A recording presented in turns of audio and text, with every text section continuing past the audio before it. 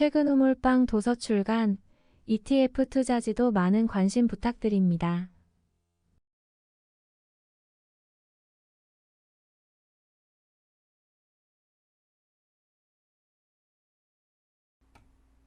안녕하세요. 퇴근은 몰빵입니다. 오늘은 지난번에 이어서 방산 섹터에서 대표적인 기업인 하나 에어로스페이스를 소개하려고 합니다. 지난 영상에서 방산 섹터를 특히 제가 주목을 할 만하다라고 생각을 했던 이유는 크게 글로벌리 지정학적 리스크가 여러 건 발생함에 따라서 각 국가들의 국방 예산 집행이 증가하는 추세에 있다는 점, 그리고 한국이 그 중에서도 가장 잘 납기 대응이 되는 국가 중에 하나이면서 현 정부에서 또 적극적으로 수출을 도와주고 있다라는 점이 핵심 투자 포인트가 되겠습니다. 지난 영상을 오른쪽에 카드에 올려드릴 테니까 못 보신 분들은 이제 이전 영상을 보시고 오면 방산 섹터에 대해 긍정적으로 보는 이유를 보다 잘 이해하실 수 있을 것 같네요.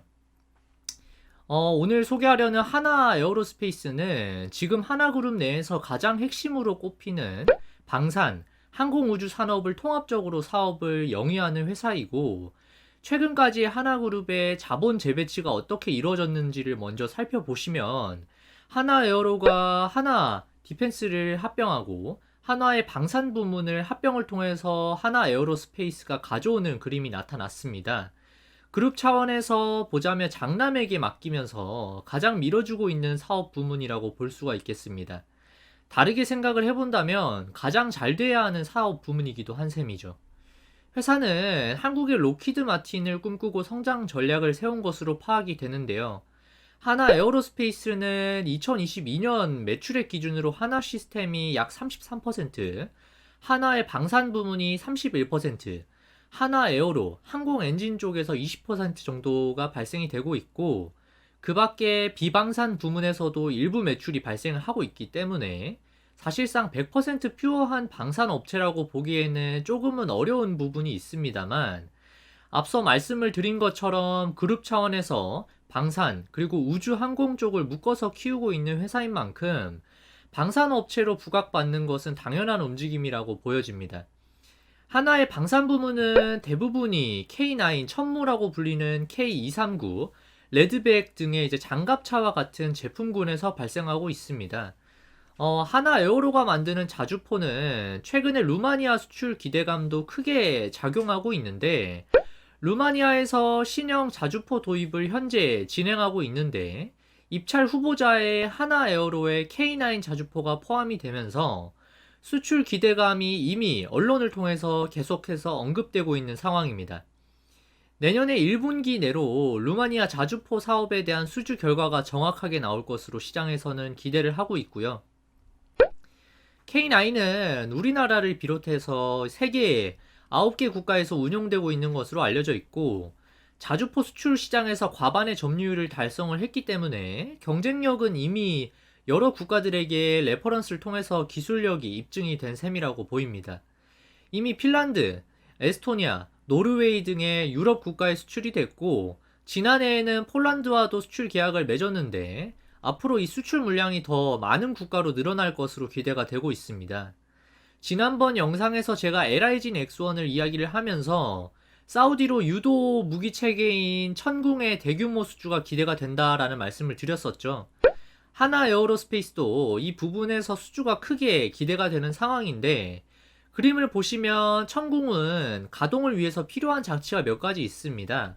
발사대, 그리고 다기능 레이저 체계, 그리고 LIG 렉스원의 미사일인 MSAM인데, 발사대는 하나 디펜스가 만들고 천궁의 눈이라고 할 수 있는 레이더는 하나 시스템이 만들기 때문에, 천궁이 사실상 사우디로 수출이 된다면 하나 에어로스페이스에서도 수주 물량이 조 단위로 발생할 것으로 기대가 되는 상황입니다.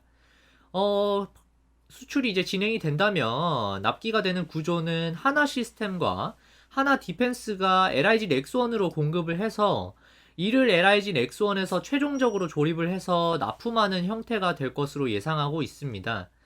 그래서 타임라인으로 보자면 올해 남은 12월부터 내년 상반기까지 계속해서 크게 수주가 나올 만한 이벤트들이 있어 보여서 단기간에 주가가 꺾이는 움직임보다는 수주 공시가 있을 때마다 주가가 조금씩 우상향하는 그림이 기대가 되는 상황입니다.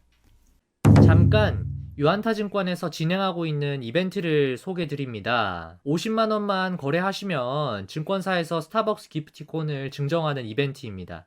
25만원씩 매수하시고 매도하시기만 해도 50만원이 채워지니까 대부분의 분들이 받아가실 수 있을 것 같아요.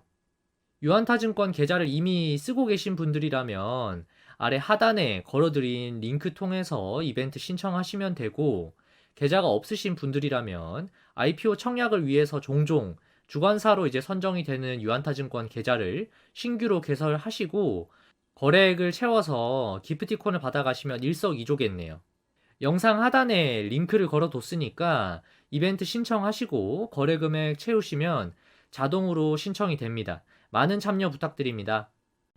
특징적인 부분은 하나의 방산 부문은 수주잔고의 매출 인식 기간이 대략 4년 정도이기 때문에 사실상은 지금 들어오는 수주는 4년 후에 온전히 매출에 반영이 된다라고 보시면 되겠고, 이런 수주 위주로 돌아가는 산업적인 특징 때문에 실적이 나오는 시점을 기준으로 주가가 움직이기보다는 수주 잔고가 쌓이는 기준으로 주가는 미리 반영돼서 선반영되어 움직인다라고 보시는 게 맞을 것 같습니다.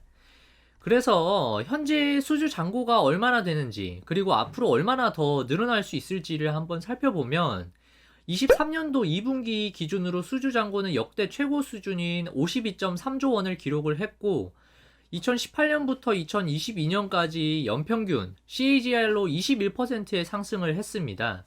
한화의 방산 부문의 수출 수주가 수주 잔고의 주요 성장 요인으로 작용했기 때문인 것으로 보이고, 앞서 말씀드린 바와 같이 올해 말에 호주의 레드백 수주가 추가가 되고 내년도에 상반기에 루마니아 자주포 쪽에서 수주가 추가로 될 것으로 이어질 것이라는 기대감이 있는 상황이라서 수주 잔고가 앞으로 더 늘어날 여지가 충분히 있는 것으로 보입니다.